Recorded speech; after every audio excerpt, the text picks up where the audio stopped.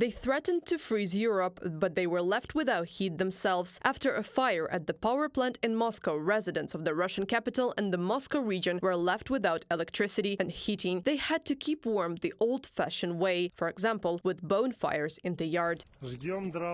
We burn wood because it's cold at home, outside is warmer. They are asking the local authorities to resolve the utility collapse. We use all kinds of heating devices. It is impossible to stay in the houses. We are freezing.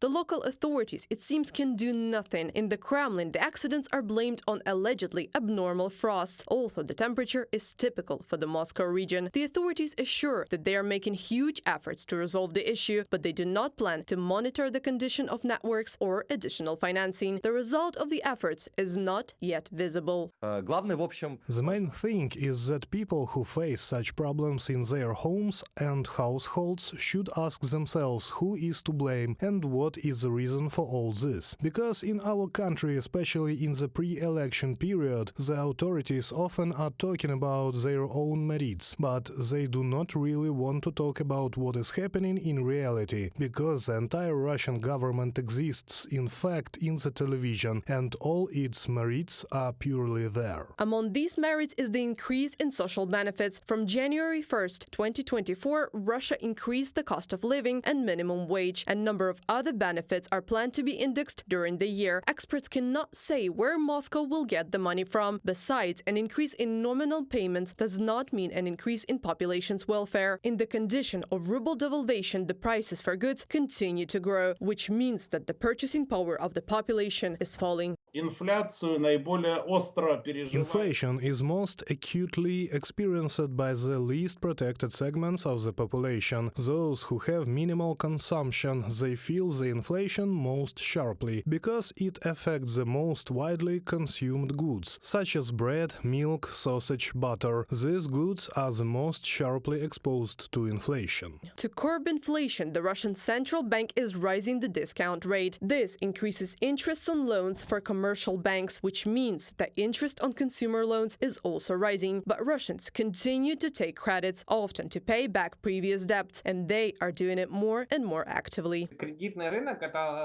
The credit market is, in my opinion, clearly illustrates the Russian economy, since more and more people in Russia are living off loans rather than salaries. The data from the first half of 2023 is that the number of people who have 3 or more loans has grown by 2 million people, and I think the second half of 2023 is unlikely to change this trend. Economists answer the question of how long the rise in prices for essential goods and consequently the decline in welfare of the population will continue, exactly as long as Kremlin continues to pour enormous resources into the military-industrial complex. In an attempt to finance aggression against Ukraine at all costs, Russia is draining the resources of its own economy. It has come to the point where civilian enterprises are involved in the manufacture of military equipment and even weapons. For example, a bakery in Tambov has started producing drones. Russian industry has been transformed, with defense sectors now overshadowing civilian industries. Defense sector companies are now operating at a feverish pace, and as a result, any surge in demand is likely to drive up prices due to the sector's inability to increase supply. The interplay between military spending, labor shortages, and rising wages has